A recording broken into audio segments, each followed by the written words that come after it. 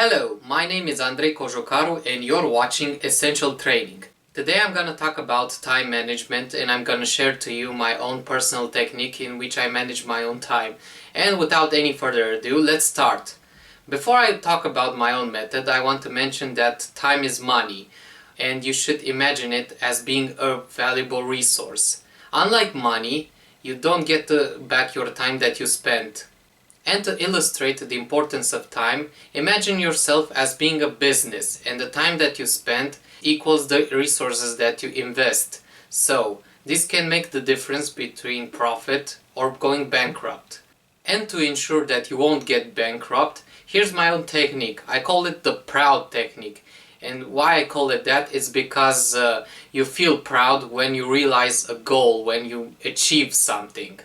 And P stands for prioritizing, R stands for reducing, U stands for using, D stands for determining. Let's start with P, your priorities. You should think about the things that are important to you. And if you're not clear on your priorities, you should take a piece of paper and write down the things that you are passionate about. After that, answer to these two questions. First, if you were to work only 1 hour a day, what would you do out of this stuff that you wrote down? Once you are left with a few things, answer the next question. If you were to work only 1 hour a week without doing anything else, what would you do? And there you go, these are your priorities. After determining your priorities, the next step is to reduce. And by reducing, I mean doing only the essential activities that are productive. We all want to go to a certain number of parties, read a number of books, go to certain places, go to work, sleep, do some volunteering maybe, and have time for all of these. No, we aren't Superman to do this, and we cannot slow down time to do all this stuff.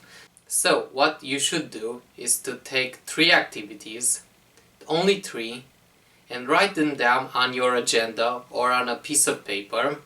What I want to mention is that these activities should be aligned with your priorities, and after you establish those 3 activities, the next step is to orient yourself. And by orienting, I mean putting each activity in a certain part of the day.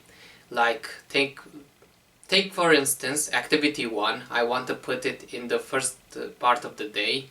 And the second part of the day I want to put activity 2, and the third activity I wanted to put it in the last part of the day before I go to sleep. Why I said orienting and not organizing? It's simple, because many things can happen. Many things can prevent you from actually doing these activities. So you should take, for instance, a certain hour interval. After you've done so, the next step is to use, and by using I mean using your priorities, using the stuff that you established on the reducing, I mean using only the 3 activities that you're gonna do, and use your orientation to actually do them. And you can do this in a day, you can do this for a week, even a month. After you've done so, the next step is to determine, and by determining I mean what are the activities that take a lot of time or take a lot less than you actually expected? What are the stuff that take a lot of your time and prevent you from doing your activities, and so on. I want to mention that after you're done with determining, you can retake the whole steps again, like reprioritizing, reducing again, orienting yourself again, using your time to do it again, and so on. This is a process that repeats on itself. That's my training for today. If you like my video, like, comment and subscribe. Let me know how this method works out for you, and I'll see you again next time. Bye bye.